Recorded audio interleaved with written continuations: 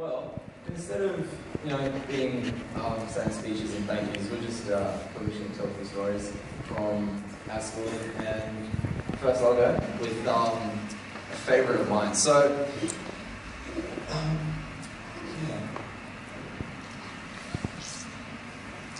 sorry, I had to just mind blank for a second. So basically, in class, as all students do, you just get a bit ADD and you just don't feel like doing any work. And that happens most of the cases of my time, especially when the weather's good. I just tend to look out the classroom and not pay any attention. But it gets a bit disrespectful sometimes. So I was like, well, the teachers are yelling at me, you can't really do that anymore, so you know what, let's talk to the teachers. And now, me and my old mate John, every class, when we get bored, we're just like, alright, well, instead of being disrespectful and yelled at, let's talk to the teachers. They're going to have no idea. They're thinking we're being the absolute greatest sweethearts. But really, we're just getting out of schoolwork. So, one of our favourite teachers to do this, because it's just too easy, it's just fascinating, it's Mrs. Reed.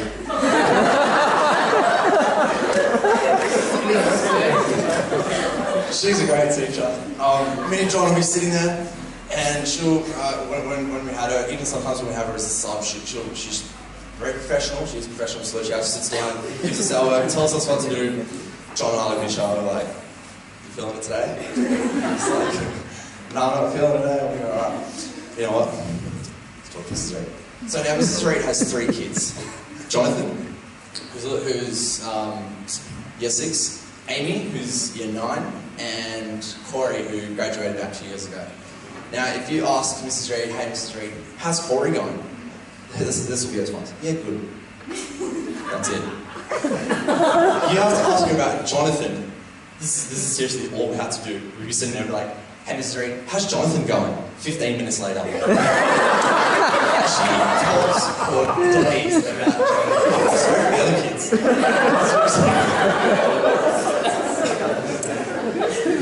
We don't ask the kid, how's Jonathan? Yeah, he did really well in sport, and we went there, and he did this, and he did that, and he came first, and he's doing long jump, and he's broken this record, and he's doing this. And I mean, he's just a sports star, and she just goes on for days about it. It's awesome. And then 15 minutes later, she thinks that we've had a great conversation with her, teacher, student bonding kind of thing. John and I are just like, we got our 10 questions. And another teacher as well is really good to get. He's Mr. Stain. Generally, you'd think he'd be setting an example, but not really. John and I, we try to time it. We try to have bets with each other. There's 10 minutes left of class. Let's do this. Look at each other again, look at the clock, and off we go. Mr. Stain, it's you can talk about his kids every now and then, but mostly you should talk about him. He's a very self-centered man.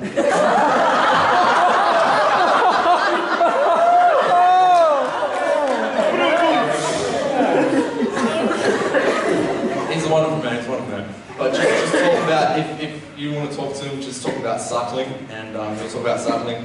He only rides about 5Ks, just around the block. Can't handle anymore without back pains. I don't know, one day he wears fancy shoes, one day he rocks up sketchy grandpa's shoes and he just I don't know, I'm sorry, but yeah, that's definitely been, that's something I'm going to miss, is not doing schoolwork and just getting teachers off track. They think we're sweethearts, which we are, but yeah, it's been good. Awesome. So I think we've had enough of keeping on Mrs. Reed for now. So got plenty of memories, been here for quite a while, so plenty of memories from all the way from back in the prep house, all the way to just this last week where we were having rotten tomato fights in English and stuff like that. But when I came to thinking of what to say, I struggled a little bit and stared at a blank piece of paper for a while and concluded that I've inherited my dad's memory. Thank you.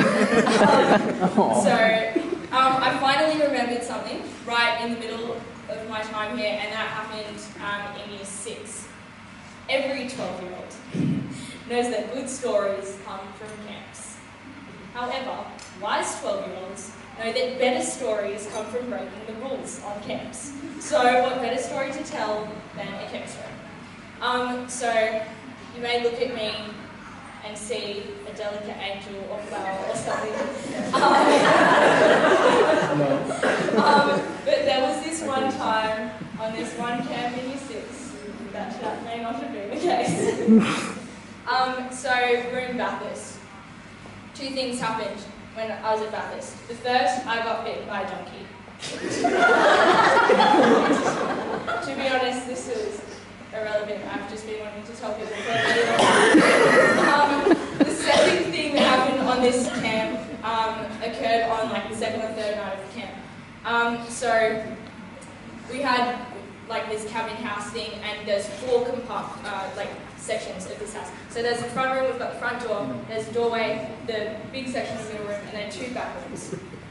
So there are 8 or 9 girls who were staying in this cabin house thing, and the wise teachers that we had, Miss Fraser and Miss Worker, I see you both here, they made a list of rules just knowing the nature of 12-year-olds, including the dreadful rules of like the no sugar, no lollies policy, which was really lame. But we knew how to hide our lollies as 12-year-old girls in our pillowcases. So together we combined all of our lollies into one pillowcase, and it was just a pillowcase full of junk food. So we had Mrs. Worker on camp, and we'd heard from our sources that Mrs. Worker was an extremely dedicated supervisor. And that she made sure that we were, she'd come and she'd put us all in bed, and she'd sit outside on the porch for 1 hour, that was her time frame, for 1 hour, to make sure that we all went to sleep, and that we didn't stay up talking all night. So our sources told us this, and just advised us that if we just stayed awake for 1 hour, Mrs. Worker would be gone and we'd be free to feast on our lollies quietly in the back rooms. So that is exactly what we did. 8 12-year-old girls plus a pillowcase full of sugar, you do the math. We talked, we laughed, almost died from a sugar overload, but gradually we got tired, like people started heading off to bed. Courtney, goody 2-shoes, good on you.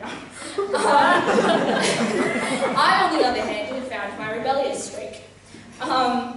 So along with Orbs, Shanae and Chels, we found that we were the remaining 4. So everyone else had gone to their beds, and we huddled up in this middle room, just on one bed, and we were listening to our favourites, the Veronicas, but they let us down this one time because we didn't hear the front door open.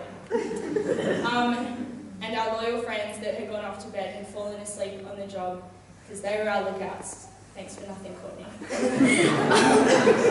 So Mrs. Worker had come through the front door, and this is exactly what happened. How stupid do you think I am?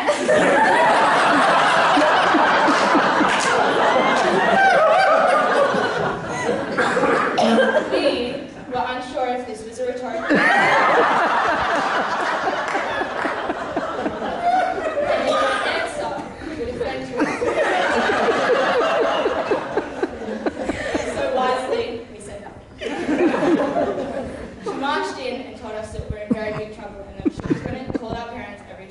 worst nightmare on camp, and that we had to pack our things and sleep in the teacher's house. We took the march of shame and freezing cold over to the teacher's cabin. Actually turned out great because we had a great sleep there anyways. The next day we took the walk of shame back across in front of the boys in our pajamas, so embarrassing 12-year-old girls. We got given the choice. We could either have ice cream at the end of the day or a hayride. So maturely we weighed up our options and saw that this hayride was an opportunity and that we probably wouldn't get it again. But ice cream will always be there. This was the worst decision of my entire life. We went on this hayride and I promise I did not see a single piece of hay. We literally sat in the back of a truck and drove over a hill. It was a joyous occasion. But I remember that we were all a little scared the night before when we were sleeping in the teacher's cabin, and my friend Chelsea, she was quite upset, and we were all trying to hunt for her. And I remember Orbs saying, you know what, this is going to be a great story one day. And she was so right. The reenactment of this comes out at least 3 times a year. So this is turning into like lessons with Madison, but I have some other things that I've learned from this experience. So number 1, never underestimate Mrs. Work. She is all-seeing and all-knowing.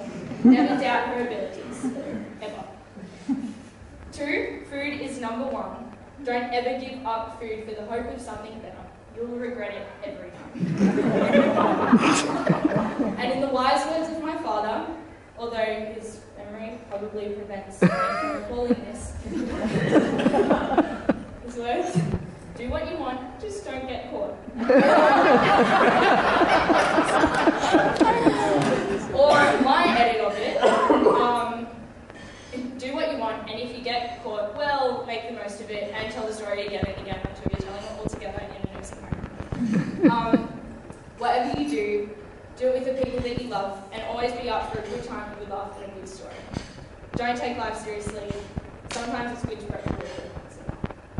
Like I said, we reenact this all the time, and although it wasn't our most angelic moment, it was certainly a memorable one. And sorry, Mrs. Worker, but I wouldn't swap that story for the world. I'm truly blessed to have so many memories and stories like these with such awesome friends that I've grown to know. And finally, don't go near donkeys. They're out to get you.